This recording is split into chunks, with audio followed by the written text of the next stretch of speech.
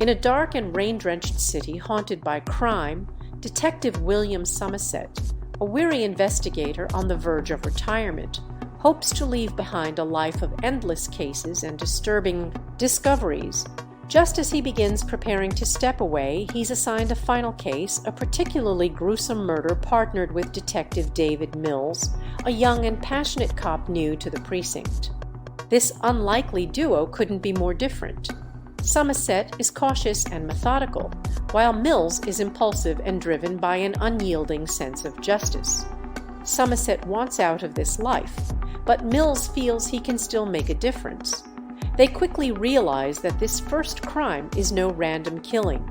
Each crime scene they investigate is a brutal representation of the 7 deadly sins: gluttony, greed, sloth, and so on.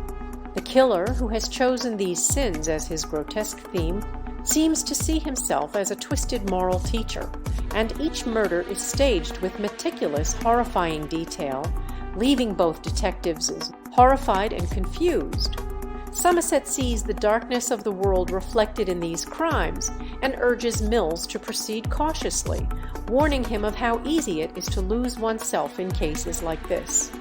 Mills, however, is undeterred. He's young, he believes in justice, and he's determined to bring this killer down. As the killer, John Doe, continues his horrific spree, he seems to be leading them step by step, taunting them to understand the depth of his twisted morality. Every murder escalates their sense of dread and frustration. The detectives struggle as each sin reveals a new layer of depravity, with Somerset's experience colliding with Mills' zeal. Doe's meticulousness drives them further into obsession, and they begin to question their own morals in the face of such evil. Finally, just when they feel they are grasping at shadows, John Doe turns himself in, calmly, almost smugly, as if surrendering was always part of his plan. He agrees to take them to his final victims, but insists they come alone. Against their better judgment, Somerset and Mills comply, knowing this could be their only chance to understand the twisted mind behind the murders. They arrive at a remote, barren desert, feeling a sense of both dread and relief. Then, out of nowhere, a delivery truck appears, carrying a box. Somerset opens it and recoils in horror, finding the severed head of Mills' wife, Tracy, inside.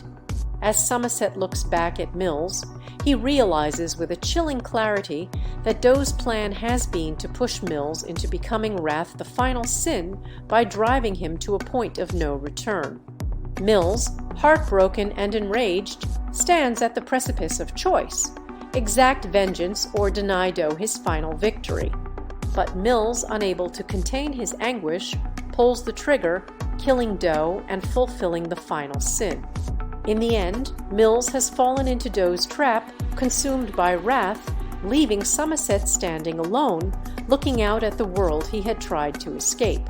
As the sun sets, Somerset reflects on the darkness within humanity, haunted by the realization that even the best intentions can lead to moral destruction, and that violence is a cycle, feeding on itself, drawing good men into the shadows they once fought against.